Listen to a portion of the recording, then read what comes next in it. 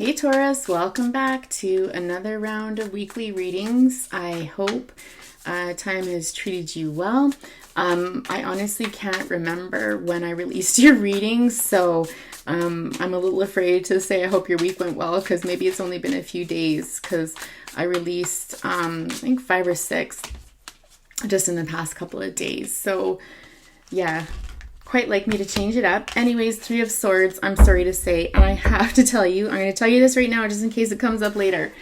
On one of the splits, I got the King of Pentacles and the 7 of Swords. So I'm hoping that doesn't have anything to do with what I'm seeing here, but let's look a little further and we shall see. This 3 of Swords is one of the most painful 3 of Swords I can think of in any of the decks. It's something that like it literally rips you apart. This kind of pain is something, it's you know, depressed. It's pain, like someone's literally ripping your heart apart. And I think in this context as well, what's important to note is that this person has been hurt many, many, many times in love before. So much so they got a tattoo to represent their pain. And you can see the stitching on this heart and the wounds where it's been kind of slashed and gashed and kind of healed over a little bit and strung back together. This is almost like the boiling point. This is almost like going through something. The straw that broke the camel's back. It's just like you've been carrying this around your whole life and it feels like you just can't win when it comes to matters of love or comes to matters with your heart. You know, and some people, I suppose it could relate to heart disease, you know, heart surgeries, that, you know, that sort of thing. But let's see what the rest of the cards are here that back up what's going on or provide us some context, and we'll go from there. Sorry, Taurus, I'm just going to really quickly check your mic. Okay, good, it's working. I thought, oh my goodness, can you imagine if I recorded all of this and you couldn't hear a sound? I'd cry. I'd be going through a 3 of Swords myself, let me tell you. But sorry, not to minimize this, because like I said, this isn't a laughing matter. Like, this is somebody who is experiencing a lot of pain, and it's not their first rodeo. Like, this is an accumulation of it. Interesting, we've got the 9 of Pentacles coming out next. So you can see the contrast and even the coloring of these cards here. But the 9 of Pentacles speaks of someone who is, you know, self-made. They're somebody that is very independent. They're very happy with their life. They have everything that they need. They've more than likely built this up themselves.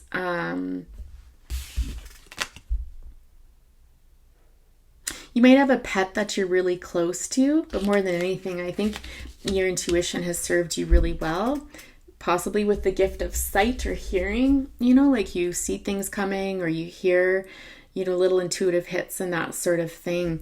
So we'll get more cards out again, but it's possible that you're transforming this or you have transformed this. Knight of Pentacles on the bottom. We'll see if he shows up later.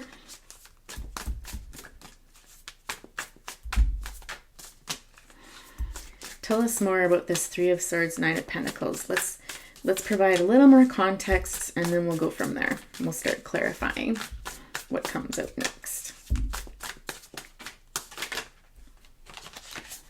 All right. So we've got 9 of Wands, 6 of Pentacles, and the Chariot. And 7 of Pentacles on the bottom. Interesting because there's a lot of Pentacles here. Kind of dominating the reading. At this point, not by a huge amount, but certainly by enough.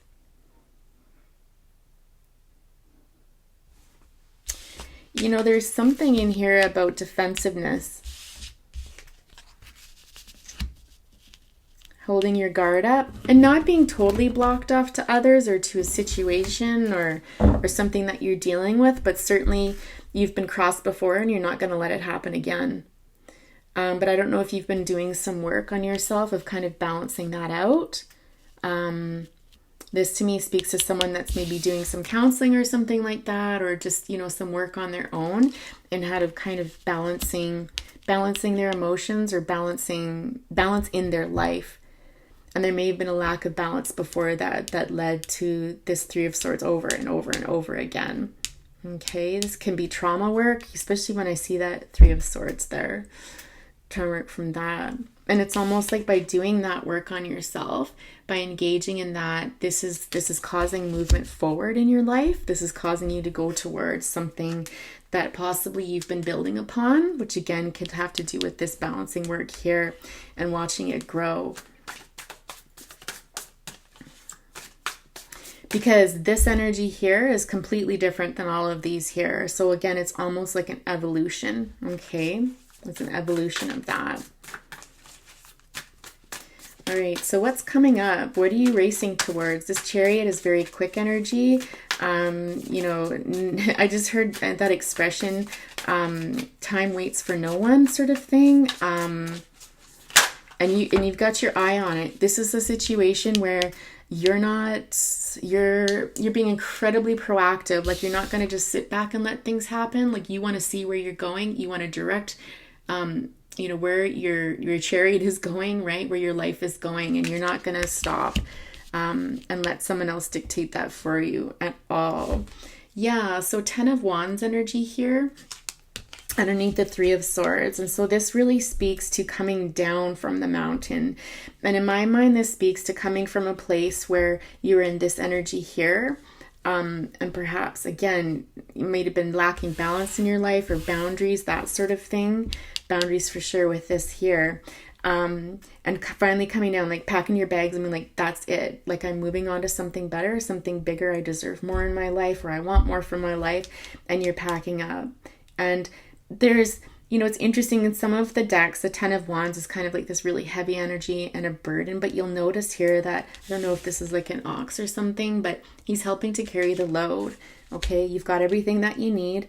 You've got a stride in your step here. It's almost like this sense to me of hopefulness, of like strength and courage, to pack up and move on and let's go. And you've got the wand here. That really is kind of like what's guiding you, what's motivating you, what's pushing you forward. Okay, but you're not doing this alone. It's like you've got help carrying everything that needs to come with you. Okay, so I almost see 10 of Wands in this deck as more of a positive note, right? Which certainly, again, when we asked about the Chariot, what are you moving towards? It's like, I'm moving away from something to come towards something else. And we've got the Sun on the bottom of the deck. So my goodness, if that comes out at the top, certainly a good omen. And the Sun, this really has that kind of Sun energy to it of, it's like turning over a new leaf and starting over again and being able to become the type of person that has everything that you need. And it's not like you didn't work for it. So everything that you need and everything that you deserve is really what I'm getting to. Kind of coming into your own. This person is looking back at the past. So again, it does remind me that these are past issues that you've likely dealt with and that you're coming out of. What is this? So what are you moving forward to with this 10 of Wands energy? What are you moving towards? What are you walking away from so that you can move towards? Yeah, the Wheel. Queen of Pentacles, 7 of Swords. It's interesting. So that did show up after all. And the Ace of Cups here. Okay. These 2 cards represent you. Okay, Taurus, Virgo, Capricorn energy here. This is the same person in my mind. Okay, so the Wheel is all about changing fate, changing the hands of time. It's almost like, again, it speaks to more balance in your life. It speaks to luck, a little dash of luck, and a lot of hard work. Okay, and this is basically using what came before you. So elements of the past to help you balance your life now and spring off into something else. And my goodness, have you ever come into your power? The Queen of Pentacles here is somebody who has a quiet confidence about them, who's very sure of themselves, who has everything that they need, incredibly perceptive, intuitive. There's somebody that doesn't get really riled up over things, you know. They trust in life. There's a lot of trust there. There's material wealth there. Okay. And it doesn't need to be a lot, just enough. Just enough. There's gratitude. I'm getting that you might like to wear that blue makeup, like that blue eyeshadow. It's gorgeous. Gorgeous. It could be also speaking to your age. You might be somebody that was born, or adult, in the 70s when you would start wearing makeup and stuff. I think that's when that shade was quite popular. Was it the 70s or was it the 50s? In any event, it's possible that you could be around that age. Yeah. And I don't see other people in this. Like, this is more about you. This reading is about you and what you've accomplished, how far you've come, and the goodness in your life. So far, we'll see if that changes here. With the Seven of Swords coming up, I feel like this speaks directly to possibly self-love. Again, Ace of Cups in this card here represents self-love to me. It represents giving to yourself, okay? So that you can project love outwards. And this is something new for you. Again, it speaks to like a new beginning in this because of all of your hard work towards this. It's possible that the Seven of Swords can be speaking about this Six of Pentacles. Possibly in the past, you've been someone who's given a lot to others or has kept your emotions to yourself, and that needs to go, okay? Like, you would swallow your emotions, to save everybody else, and it came at a cost to you, or you gave, and received very little in return, okay? And so there's this energy now of needing to move away from that and move more into self-love and giving to yourself. Do I feel any other energies coming off of this?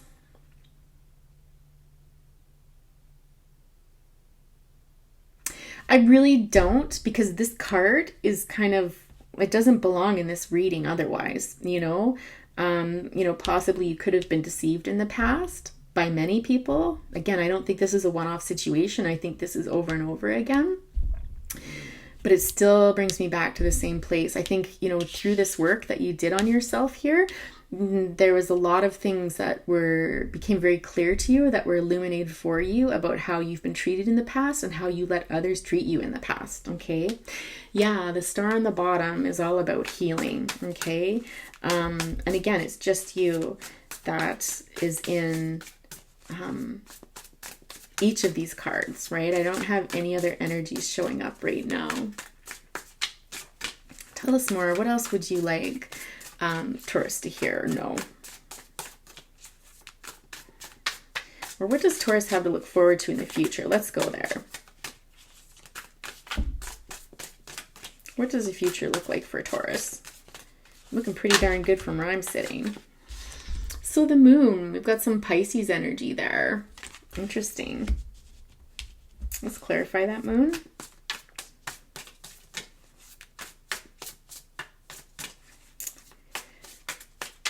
As I sit with it and I'm looking at the cards above it, it's almost like this energy of letting your emotions get the best of you. Kind of this overwhelmed feeling where you're in such deep emotional waters that it feels like you can't even get out, and you're kind of suspended in that.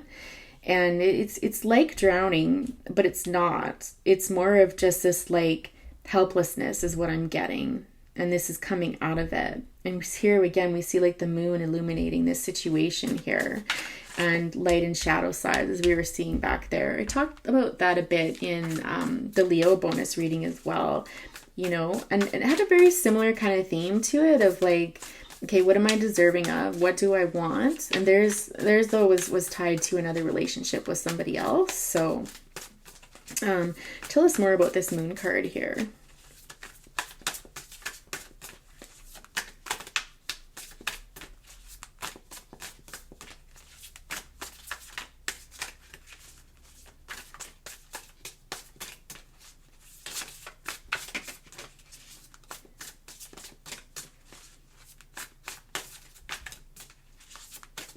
Why do I feel like a person's coming out next? Let's see. Tell us more about this moon card, please. Ace of Wands. Interesting.